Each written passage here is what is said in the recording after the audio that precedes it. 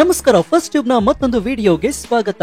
ಇಂದು ನಾವು ದೆಹಲಿಯ ರಾಜಕೀಯ ವಲಯದಲ್ಲಿ ಮತ್ತು ಮಾಧ್ಯಮಗಳಲ್ಲಿ ದೊಡ್ಡ ವಿವಾದವನ್ನ ಸೃಷ್ಟಿಸಿರುವಂತಹ ಅತ್ಯಂತ ಗಂಭೀರವಾದ ಮತ್ತು ಸಂಕೀರ್ಣವಾದ ವಿಚಾರದ ಬಗ್ಗೆ ಮಾತನಾಡ್ತಾ ಇದ್ದೀವಿ. ಅದುವೇ ಯಮುನಾ ನದಿ. ದೆಹಲಿ ಸರ್ಕಾರವು ಪ್ರತಿ ಬಜೆಟ್ ನಲ್ಲಿ, ಪ್ರತಿ ಭಾಷಣದಲ್ಲಿ ಯಮುನಾ ನದಿಯನ್ನ ಸಂಪೂರ್ಣವಾಗಿ ಶುದ್ಧೀಕರಿಸುತ್ತೀವಿ, ಇನ್ಮುಂದೆ ಅಲ್ಲಿ ಯಾರು ಯಾವುದೇ ಮಾಲಿನ್ಯವನ್ನ ಕಾಣೋದಿಲ್ಲ ಅಂತ ಹೇಳುತ್ತಾ ಬಂದಿದೆ. ಆದ್ರೆ ಇತ್ತೀಚೆಗೆ ದೆಹಲಿಯ ವಾಸುದೇವ್ ಘಾಟ್ ನಲ್ಲಿ ನಡೆದ ಒಂದು ಘಟನೆ ಈ ಎಲ್ಲಾ ಹೇಳಿಕೆಗಳ ಹಿಂದಿರುವಂತಹ ನಿಜವಾದ ಕಹಿಯನ್ನ ಜಗತ್ತಿನ ಮುಂದೆ ಬಟಾಬಯಲು ಮಾಡಿದೆ. ಹಾಗಾದ್ರೆ ಬಿಹಾರ ಚುನಾವಣೆಯ ಪ್ರಚಾರದ ಭಾಗವಾಗಿ ಪ್ರಧಾನಿ ನರೇಂದ್ರ ಮೋದಿ ಅವರು ದೆಹಲಿಯ ಯಮುನಾ ತೀರದಲ್ಲಿ ಬಿಹಾರಿ ಸಂಪ್ರದಾಯದ ಪ್ರಮುಖ ಹಬ್ಬವಾಗಿರುವಂತಹ ಛಾತ್ ಪೂಜೆಯಲ್ಲಿ ಪಾಲ್ಗೊಳ್ಳಲು ನಿರ್ಧರಿಸಿದ್ರು. ಆದ್ರೆ ಯಮುನಾ ತೀರಕ್ಕೆ ಭೇಟಿ ನೀಡುವ ಮುನ್ನವೇ ಅದೇ ಸ್ಥಳದಲ್ಲಿ ಒಂದು ನಕಲಿ ಅಥವಾ ಕೃತಕ ಘಾಟ್ ನಿರ್ಮಾಣವಾಗಿದೆ ಎಂಬ ಆರೋಪಗಳು ಕೇಳಿ ಬಂದಿವೆ. ಈ ನಕಲಿ ಘಾಟ್ ನಲ್ಲಿ ಹರಿಯುತ್ತಿರುವಂತಹ ನೀರು ಯಮುನದ್ದಲ್ಲ, ಬದಲಿಗೆ ಸೋನಿಯಾ ವಿಹಾರ್ನ ಶುದ್ಧೀಕರಣ ಘಟಕದಿಂದ ತರಲಾದಂತಹ ಫಿಲ್ಟರ್ ಮಾಡಿದ ಗಂಗಾ ನದಿ ನೀರು ಅಂತ ವಿಡಿಯೋ ಸಾಕ್ಷ್ಯಗಳು ಹೊರಬಿದ್ದಿವೆ. ಇದು ಕೇವಲ ಒಂದು ನಕಲಿ ಘಾಟ್ ನ ಕಥೆಯಲ್ಲ, ಇದರ ಹಿಂದೆ ದೊಡ್ಡ ರಾಜಕೀಯ ರಹಸ್ಯ ಅಡಗಿದೆ ಅಂತ ಕೂಡ ಹೇಳಲಾಗ್ತಾ ಇದೆ. ಹಾಗಾದ್ರೆ ಇದು ಬಿಹಾರದ ಮತದಾರರನ್ನ ಉಳಿಸಿಕೊಳ್ಳುವಂತಹ ಒಂದು ಚುನಾವಣಾ ಕಳ್ಳಾಟನ? ಯಮುನಾ ಶುದ್ಧೀಕರಣ ಹೆಸರಿನಲ್ಲಿ ದೆಹಲಿ ಸರ್ಕಾರವು ಆಡ್ತಾ ಇರುವಂತಹ ನಾಟಕವೇನು? ಪ್ರಧಾನಿಯವರ ಆರೋಗ್ಯಕ್ಕಾಗಿ ಕೋಟ್ಯಾಂತರ ರೂಪಾಯಿ ವ್ಯಯಿಸಿ ಮಾಡಿದಂತಹ ಒಂದು ರಹಸ್ಯ ವ್ಯವಸ್ಥೆಯಾಗಿದ್ಯಾ? ಹಾಗಾದ್ರೆ ಈ ಎಲ್ಲಾ ಪ್ರಶ್ನೆಗಳಿಗೆ ಉತ್ತರವನ್ನು ಹುಡುಕೋಣ. ದಯವಿಟ್ಟು ವಿಡಿಯೋವನ್ನ ಕೊನೆವರೆಗೂ ನೋಡಿ. ಜೊತೆಗೆ ದೆಹಲಿ ಸರ್ಕಾರ ಇದನ್ನ ಮಾಡಿದ್ದು ಸರಿಯೋ ತಪ್ಪೋ, ನಿಮ್ಮ ಅನಿಸಿಕೆ ಏನು ಅಂತ ಕಮೆಂಟ್ ಮಾಡಿ ಹಾಗೂ ವಿಡಿಯೋಗೆ ಲೈಕ್ ಕೊಡಿ. ದೆಹಲಿ ಸರ್ಕಾರವು ಯಮುನಾ ನದಿಯನ್ನು ಸಂಪೂರ್ಣವಾಗಿ ಶುದ್ಧೀಕರಿಸುತ್ತೇವೆ ಅಂತ ಪ್ರತಿ ಚುನಾವಣೆಯಲ್ಲೂ, ಪ್ರತಿ ಬಜೆಟ್ ನಲ್ಲೂ ಘೋಷಿಸುತ್ತಾ ಬಂದಿದೆ. ಆದ್ರೆ ಈ ಶುದ್ಧೀಕರಣದ ಹೇಳಿಕೆ ಕೇವಲ ಕಾಗದದ ಮೇಲಿನ ಭರವಸೆಯಾಗಿದ್ಯಾ ಅಥವಾ ವಾಸ್ತವಕ್ಕೂ ಅದಕ್ಕೂ ಸಂಬಂಧವಿದೆಯೇ ಎಂಬುದನ್ನು ಇತ್ತೀಚಿನ ಒಂದು ಘಟನೆ ಜಗತ್ತಿನ ಮುಂದೆ ಇಟ್ಟಿದೆ. ಅದೇ ಪ್ರಧಾನಮಂತ್ರಿ ನರೇಂದ್ರ ಮೋದಿ ಅವರ ಛಾತ್ ಪೂಜೆಗಾಗಿ ದೆಹಲಿಯ ವಾಸುದೇವ್ ಘಾಟ್ ನಲ್ಲಿ ನಿರ್ಮಿಸಲಾಗಿರುವಂತಹ ನಕಲಿ ಘಾಟ್ ನ ವಿವಾದ. ಈ ನಕಲಿ ಘಾಟ್ ನಿರ್ಮಾಣದ ಹಿಂದೆ ಬಿಹಾರ ಚುನಾವಣೆಯ ಮತದಾರರನ್ನ ಒಲಿಸಿಕೊಳ್ಳುವ ದೊಡ್ಡ ರಾಜಕೀಯ ತಂತ್ರ ಅಡಗಿದೆ ಎಂಬ ಗಂಭೀರ ಆರೋಪಗಳು ಕೂಡ ಕೇಳಿ ಬರ್ತಾ ಇವೆ.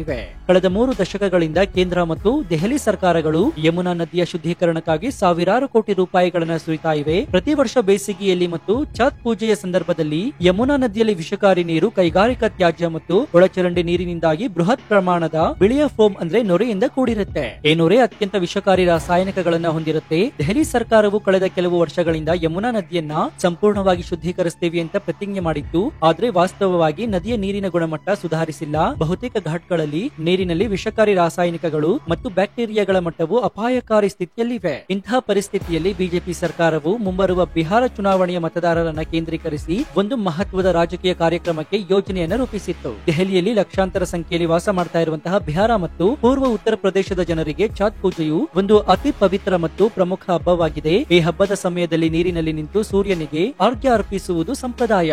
ದೆಹಲಿಯಲ್ಲಿ ಪೂರ್ವಾಂಚಲ ಸಮುದಾಯದ ಮತಗಳು ರಾಜಕೀಯ ಪಕ್ಷಗಳಿಗೆ ಅತ್ಯಂತ ನಿರ್ಣಾಯಕವಾಗಿದೆ.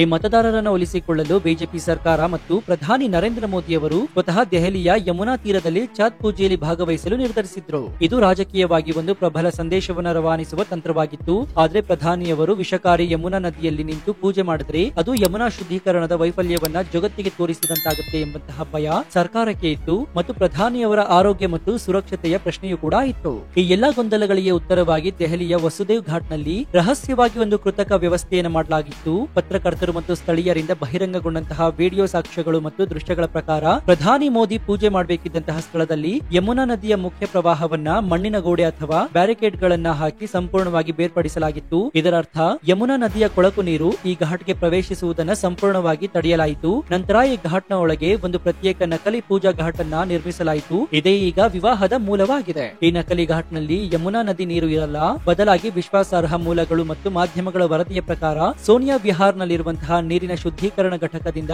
ಒಂದು ದಪ್ಪ ಹಸಿರು ಪೈಪ್ಲೈನ್ ಅನ್ನ ಅಕ್ರಮವಾಗಿ ಕತ್ತರಿಸಿ ಅದನ್ನ ರಹಸ್ಯವಾಗಿ ಈ ವಸುದೇವ್ ಘಾಟ್ಗೆ ಸಂಪರ್ಕಿಸಲಾಯಿತು. ಸೋನಿಯಾ ವಿಹಾರ್ ಘಟಕವು ಕುಡಿಯುವ ನೀರನ್ನ ಸರಬರಾಜು ಮಾಡುತ್ತೆ. ಅದು ಮುಖ್ಯವಾಗಿ ಗಂಗಾ ನದಿಯಿಂದ ಬರುವಂತಹ ನೀರನ್ನ ಫಿಲ್ಟರ್ ಮಾಡಿ ಶುದ್ಧೀಕರಿಸಲಾಗುತ್ತದೆ. ಅಂದ್ರೆ ಕುಡಿಯುವ ಗಂಗಾ ನದಿಯ ಫಿಲ್ಟರ್ ಮಾಡಿದ ನೀರನ್ನ ದುರ್ಬಳಕೆ ಮಾಡಿಕೊಂಡು ಪ್ರಧಾನಿಯವರು ಪೂಜೆ ಮಾಡುವ ಸ್ಥಳದಲ್ಲಿ ಒಂದು ಕೃತಕ ಪವಿತ್ರ ಜಲದ ವ್ಯವಸ್ಥೆ ಮಾಡಲಾಯಿತು. ಇದು ದೇಶದ ಜನರನ್ನ, ವಿಶೇಷವಾಗಿ ಬಿಹಾರ ಮತ್ತು ಪೂರ್ವಾಂಚಲ ಭಕ್ತರನ್ನ ಮೂರ್ಖರನ್ನಾಗಿಸುವ ಪ್ರಯತ್ನವಾಗಿತ್ತು ಎಂಬಂತಹ ಗಂಭೀರ ಆರೋಪಗಳು ಕೂಡ ಕೇಳಿ ಬಂದಿವೆ. ಇನ್ನು ಈ ಘಟನೆಯು ಕೇವಲ ಒಂದು ಸ್ಥಳೀಯ ಸಮಸ್ಯೆಯಾಗಿ ಉಳಿದಿರಲಿಲ್ಲ, ಇದು ರಾಷ್ಟ್ರೀಯ ಮಟ್ಟದ ದೊಡ್ಡ ಚರ್ಚೆಗೆ ಕಾರಣವಾಗಿದೆ. ಒಂದ್ ಕಡೆ ಯಮುನಾ ನದಿಯ ಶುದ್ಧೀಕರಣ ಕುರಿತು ಸರ್ಕಾರಗಳು ನೀಡುತ್ತಾ ಇರುವಂತಹ ಭರವಸೆಗಳೆಲ್ಲವೂ ಬರೀ ರಾಜಕೀಯ ಹೇಳಿಕೆಗಳು ಎಂಬುದು ಸಾಬೀತಾಗಿದೆ. ಪ್ರಧಾನಿಗಾಗಿ ನಕಲಿ ಘಾಟ್ ನಿರ್ಮಿಸಬೇಕಾದ ಅವಶ್ಯಕತೆ ಇತ್ತ? ಹಾಗಾದ್ರೆ ಯಮುನಾ ನದಿ ನೀರು ಎಷ್ಟು ಕಲುಷಿತವಾಗಿದೆ ಎಂಬುದಕ್ಕೆ ಇದು ಸಾಕ್ಷಿಯಾಗಿದೆ. ಮತ್ತೊಂದು ಕಡೆ ಈ ಸಂಪೂರ್ಣ ಕಳ್ಳಾಟದ ಹಿಂದೆ ಬಿಹಾರ ಚುನಾವಣೆಯ ಮತದಾರರನ್ನು ಒಲಿಸಿಕೊಳ್ಳುವ ತಂತ್ರ ಅಡಗಿದೆ ಎಂಬ ಆರೋಪಗಳು ಕೂಡ ಕೇಳಿ ಬಂದಿವೆ. ಪ್ರಧಾನಿಯವರ ಸುರಕ್ಷತೆ ಮುಖ್ಯ, ಆದ್ರೆ ಪ್ರತಿದಿನ ಅದೇ ವಿಷಕಾರಿ ಯಮುನಾದಲ್ಲಿ ಪೂಜೆ ಮಾಡುವ ಮತ್ತು ಸ್ನಾನ ಮಾಡುವ ಲಕ್ಷಾಂತರ ಸಾಮಾನ್ಯ ಭಕ್ತರ ಆರೋಗ್ಯ ಮುಖ್ಯವಲ್ವಾ? ಅವರಿಗೆ ಶುದ್ಧ ನೀರು ಯಾಕೆ ಬೇಕಿಲ್ಲ?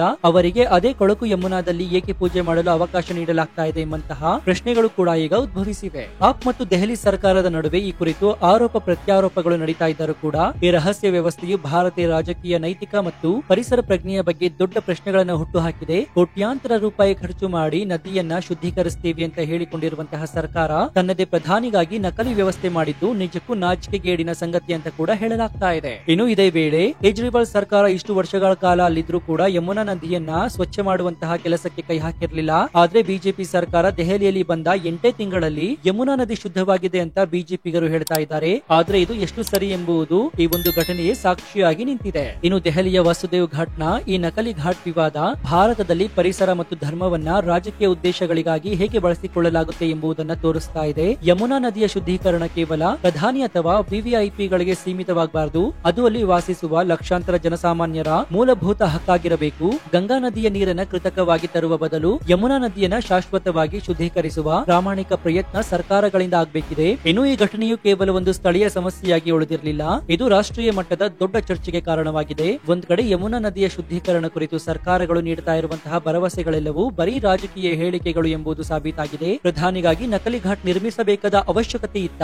ಹಾಗಾದ್ರೆ ಯಮುನಾ ನದಿ ನೀರು ಎಷ್ಟು ಕಲುಷಿತವಾಗಿದೆ ಎಂಬುದಕ್ಕೆ ಇದು ಸಾಕ್ಷಿಯಾಗಿದೆ. ಮತ್ತೊಂದು ಕಡೆ ಈ ಸಂಪೂರ್ಣ ಕಳ್ಳಾಟದ ಹಿಂದೆ ಬಿಹಾರ ಚುನಾವಣೆಯ ಮತದಾರರನ್ನ ಒಲಿಸಿಕೊಳ್ಳುವ ತಂತ್ರ ಅಡಗಿದೆ ಎಂಬ ಆರೋಪಗಳು ಕೂಡ ಕೇಳಿ ಬಂದಿವೆ. ಪ್ರಧಾನಿಯವರ ಸುರಕ್ಷತೆ ಮುಖ್ಯ, ಆದ್ರೆ ಪ್ರತಿದಿನ ಅದೇ ವಿಷಕಾರಿ ಯಮುನಾದಲ್ಲಿ ಪೂಜೆ ಮಾಡುವ ಮತ್ತು ಸ್ನಾನ ಮಾಡುವ ಲಕ್ಷಾಂತರ ಸಾಮಾನ್ಯ ಭಕ್ತರ ಆರೋಗ್ಯ ಮುಖ್ಯವಲ್ವಾ? ಅವರಿಗೆ ಶುದ್ಧ ನೀರು ಯಾಕೆ ಬೇಕಿಲ್ಲ? ಅವರಿಗೆ ಅದೇ ಕೊಳಕು ಯಮುನಾದಲ್ಲಿ ಏಕೆ ಪೂಜೆ ಮಾಡಲು ಅವಕಾಶ ನೀಡಲಾಗ್ತಾ ಇದೆ ಎಂಬಂತಹ ಪ್ರಶ್ನೆಗಳು ಕೂಡ ಈಗ ಉದ್ಭವಿಸಿವೆ. ಆಪ್ ಮತ್ತು ದೆಹಲಿ ಸರ್ಕಾರದ ನಡುವೆ ಈ ಕುರಿತು ಆರೋಪ ಪ್ರತ್ಯಾರೋಪಗಳು ನಡೀತಾ ಇದ್ದರೂ ಕೂಡ ಈ ರಹಸ್ಯ ವ್ಯವಸ್ಥೆಯು ಭಾರತೀಯ ರಾಜಕೀಯ ನೈತಿಕ ಮತ್ತು ಪರಿಸರ ಪ್ರಜ್ಞೆಯ ಬಗ್ಗೆ ದೊಡ್ಡ ಪ್ರಶ್ನೆಗಳನ್ನು ಹುಟ್ಟುಹಾಕಿದೆ. ಕೋಟ್ಯಾಂತರ ರೂಪಾಯಿ ಖರ್ಚು ಮಾಡಿ ನದಿಯನ್ನ ಶುದ್ಧೀಕರಿಸುತ್ತೇವೆ ಅಂತ ಹೇಳಿಕೊಂಡಿರುವಂತಹ ಸರ್ಕಾರ ತನ್ನದೇ ಪ್ರಧಾನಿಗಾಗಿ ನಕಲಿ ವ್ಯವಸ್ಥೆ ಮಾಡಿದ್ದು ನಿಜಕ್ಕೂ ನಾಚಿಕೆಗೇಡಿನ ಸಂಗತಿ ಅಂತ ಕೂಡ ಹೇಳಲಾಗ್ತಾ ಇದೆ. ಇದುವೇ ಈ ಘಟನೆಯ ಹಿಂದಿನ ಅತಿ ದೊಡ್ಡ ರಹಸ್ಯ ಮತ್ತು ಕಹಿಯಾದ ಸತ್ಯ.